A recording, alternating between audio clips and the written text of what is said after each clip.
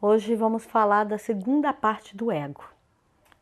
No outro vídeo eu expliquei sobre o eu material e o eu espiritual.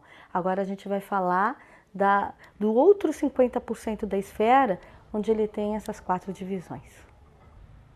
Então, a gente entendeu um pouco do que acontece no campo do eu. Agora tem os outros 50% que eu falei.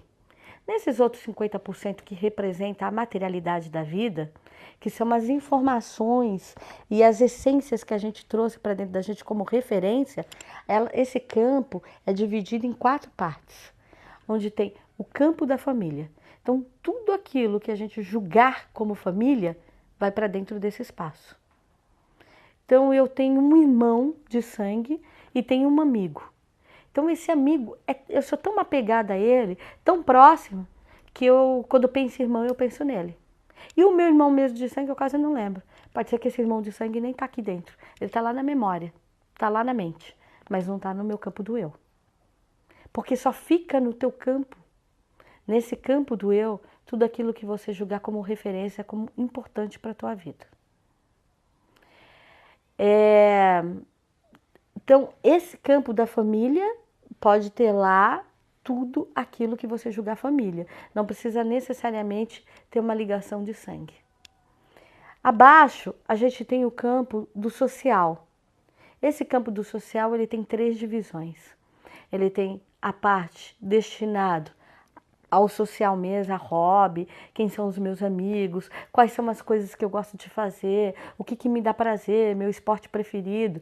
Então, tudo ligado ao meu estímulo de vida social vai estar dentro desse campo. Depois você tem a parte do mundo profissional.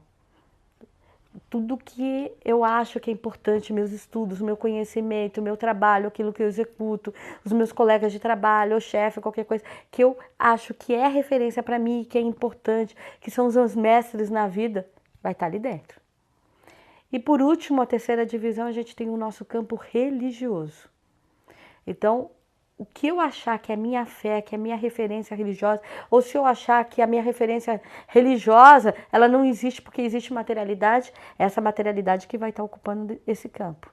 Então, a gente entende um pouco dos ateus, né? Isso não é um julgamento, isso é só falando qual é a nossa concepção. E por esses campos, essas 3 divisões, habitar o mesmo espaço, é por isso que às vezes a gente está em crise. Ah, será que eu vou um pouco à igreja hoje? Ou eu vou no churrasco ou eu termino esse trabalho que eu trouxe para casa? Então esses 3 campos acabam às vezes brigando um pouco, porque eles habitam ali. Quando a gente vai pensar, a gente enxerga os 3, porque um está do lado do outro. Abaixo a gente tem o campo do amor. Esse campo do amor ele tem 4 divisões. Ele tem paixão, ele tem amor, ele tem a sexualidade e ele tem a fantasia. O campo da paixão é eu que desenho ele. Quem é o tipo de parceiro ideal para a minha vida? Eu posso idealizar ele de uma forma material. O homem da minha vida tem que ter mãos longas, tem que ter cabelo liso, ou um cabelo encaracolado, tem que ser moreno, tem que ser loiro, tem que ser alto, tem que ser baixo. Eu que vou idealizar o tipo de pessoa. Aí tem pessoas que não idealizam uma matéria, idealizam uma essência. Eu quero uma pessoa ardente, uma pessoa muito sexual, um companheiro, uma pessoa honesta, né? Uma pessoa que eu admire. Eu gosto de alguém que segue uma vida acadêmica. Então, cada um vai criar sua paixão como lhe convém. Do lado tem o campo do amor. Para esse campo do amor ele ser ocupado, um dia o ser passou pela paixão. A paixão ela tem um tempo de duração. Ela é saudável num ano, no máximo 2 anos. Menos de 1 ano é muito precoce você transformar essa paixão em amor. E mais de 2 anos também começa a ser nocivo, porque aí essa paixão pode virar uma obsessão. A gente não pode manter a pessoa em paixão eternamente. Porque no caso da paixão, a gente enxerga a pessoa como a gente quer. No caso do amor, a gente enxerga a pessoa como ela realmente é. Então eu idealizei esse homem para minha vida, de mãos longas, mas que era um loiro de olhos azuis. Daqui a pouco eu tô com um negro baixo e a única coisa que tinha era a mão longa. Eu começo a falar para todo mundo que eu tô namorando um loiro de olhos azuis. Quer dizer, eu encaixo uma pessoa que não tem nada a ver com o que de fato está na minha vida. E todo mundo falou, não, Paula, não é, né? O fulano não é desse jeito. Mas eu tô lá teimando que a pessoa é desse jeito, é daquele jeito, sim. Mas o que acontece? Daqui a pouco vai chegar uma hora que essa ficha vai ter que cair. Isso dentro desse plano saudável.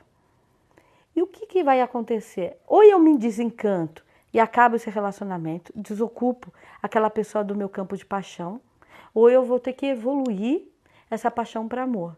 Então eu vou descobrir naquele homem negro um homem maravilhoso, que ele não era o loiro dos meus sonhos, mas que ele me ensinou coisas maravilhosas que eu só aprendi, que a honestidade, a parceria, a cumplicidade dele vale mais do que um cabelo loiro, do que um olho azul, do que qualquer outra coisa.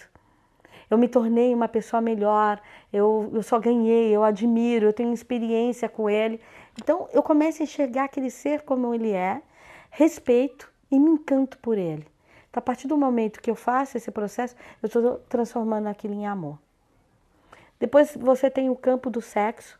Então, nesse campo do sexo é só com quem eu quero trocar, que tipo de troca que eu quero fazer é que vai habitar nesse campo do sexo. E por último, a gente tem um campo da fantasia, que esse campo da fantasia é só nosso, né? Então, a hora que eu tô ali transando com meu marido, se eu tô em cima de uma cama, dentro de um quarto, mas se eu ativar o campo da fantasia, imaginar que eu tô com ele numa praia, eu vou sentir e eu vou me transportar para essa praia. E quem me dá esse poder de fazer isso é esse campo da fantasia. Ele é um campo da minha experiência de prazer comigo mesmo. Eu não necessariamente eu preciso falar para o meu marido que naquela hora eu estou imaginando transando numa praia com ele. Mas basta o que eu estou sentindo e a partir do momento que eu alcanço esse prazer, eu vou ter a capacidade de emanar essa energia de prazer. Então esses campos eles são importantes porque isso faz parte da minha experiência de crescimento de troca com o outro. E por último, a gente tem o campo da criação, que é um campo destinado a filhos, a tudo aquilo que eu vou criar na vida, que eu sinto que a energia da continuidade daquela essência depende da minha essência. Então ali pode ter um filho de verdade, que eu pari ou que eu adotei, pode ter um cachorro, tem gente, eu já encontrei gente com planta nesse campo, então tem gente que põe o trabalho, então o trabalho vira a coisa mais importante, porque a partir do momento que você colocar lá, é que ele vira uma energia de maternidade, uma energia assim, que depende de você, que você tem que amamentar aquilo para poder crescer. Então, onde a gente tem as coisas traiçoeiras, porque às vezes você vai encontrar marido, vai encontrar pai, vai encontrar mãe, vai encontrar emprego. Aí essas coisas é quando começa a descambar, porque eles têm o campo próprio deles, que não é esse, mas se a gente coloca qualquer coisa errada nesses campos, é quando a gente começa a ter as crises, começa a ter as rupturas, os traumas. Né? E como é que a gente conhece esse campo direito dentro da gente? Autoconhecimento, autojulgamento. Ninguém na Terra está apto para julgar o outro, mas a gente está apto para nos julgar.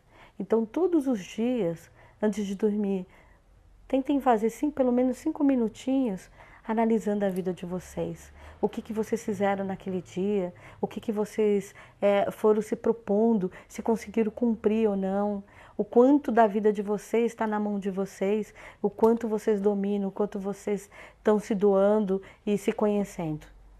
Essa revisão é muito boa. Não é para vocês fazerem isso para depois assumir um ato punitivo, mas sim para fazer isso para assumir a vida de vocês. Porque se eu não fiz hoje, eu tenho tempo de fazer amanhã. Como último ensinamento, eu vou falar algo para vocês que eu escutei de um espírito quando eu tinha 8 anos de idade. Que eu me lembre que todos os dias quando eu durmo, eu morro. E todos os dias quando eu acordo, eu nasço. Porque todo dia é dia de começar. Então que vocês comecem cada vez melhor. Axé.